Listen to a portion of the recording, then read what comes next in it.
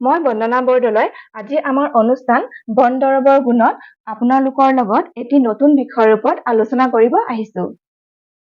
আজি আমি আলোচনা কৰিব ওলোৱা বিষয়টো হৈছে অনিয়মীয়া ঋতুস্ৰাৱ, যিটো প্ৰায় মহিলাসকলৰ ক্ষেত্ৰত দেখা পোৱা যায়। যদি আপোনালোকে আমাৰ ভিডিঅ'বোৰ চাই ভাল পাইছে তেন্তে আমাক মৰম দিব আৰু লগতে চেনেলটো লাইক, সাবস্ক্ৰাইব এণ্ড ফলো কৰি দিব।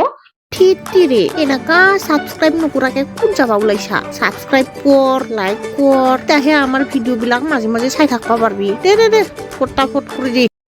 নমস্কাৰ বন্ধু বান্ধৱীসকল, আপোনালোক সকলোকে আমাৰ চেনেলটোলৈ স্বাগতম জনালো আৰু লগতে অসমীয়া নৱবৰ্ষৰ আৰু ৰঙালী বিহুৰ ওলগ জনালো। মই বন্দনা বৰদলৈ আজি আমাৰ অনুষ্ঠান বন দৰৱৰ গুণত আপোনালোকৰ লগত এটি নতুন বিষয়ৰ ওপৰত আলোচনা কৰিব আহিছো। আজি আমি আলোচনা কৰিব ওলোৱা বিষয়টো হৈছে অনিয়মীয়া ঋতুস্ৰাৱ, যিটো প্ৰায় মহিলাসকলৰ ক্ষেত্ৰত দেখা পোৱা যায়।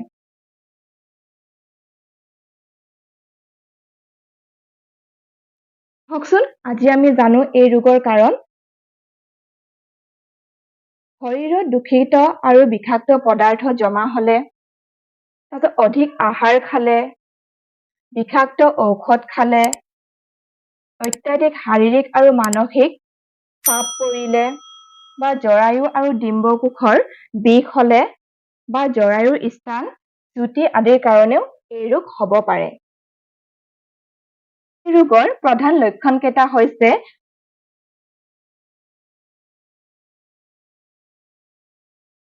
1 নম্বৰ তলপেট বিষ, 2 নম্বৰ শাৰীৰিক দুৰ্বলতা, 3 নম্বৰ মুখ হেতা পৰা আৰু 4 নম্বৰ মূৰ্ছা ৰোগে দেখা দিয়া।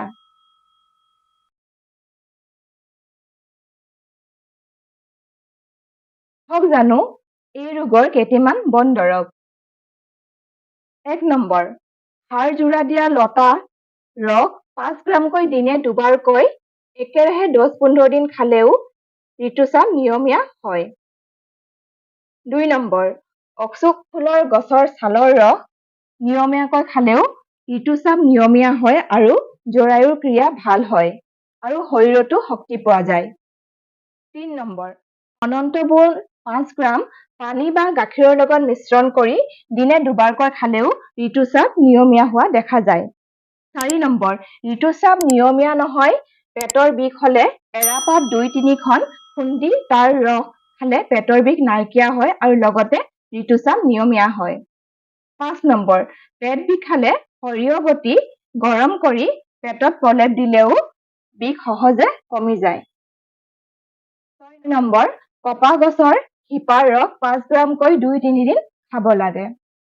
7 নম্বৰ নিমপাতৰ ৰস 15 গ্ৰামকৈ 8-10 দিন খাব লাগে। 8 নম্বৰ বগা অপৰাজিতা শিপাৰ ৰস আধা চামুচকৈ 3 দিন খালেও এই ৰোগ ভাল হোৱা দেখা যায়।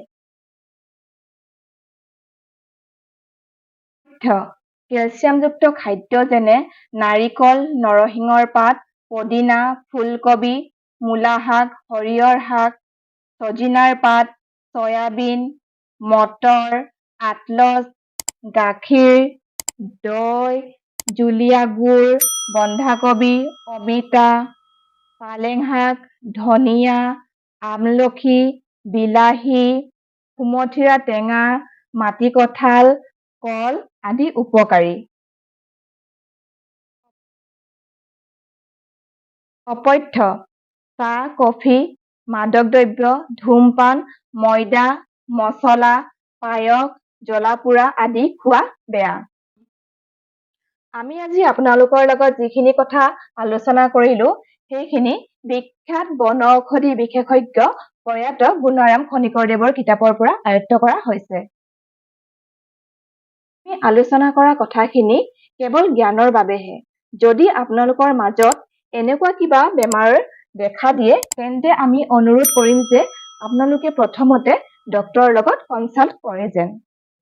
যদি আপোনালোকে আমাৰ ভিডিঅ'বোৰ চাই ভাল পাইছে তেন্তে আমাক মৰম দিব আৰু লগতে চেনেলটো লাইক, সাবস্ক্ৰাইব এণ্ড ফলো কৰি দিব আৰু ভিডিঅ'টো শ্বেয়াৰ কৰি দিব।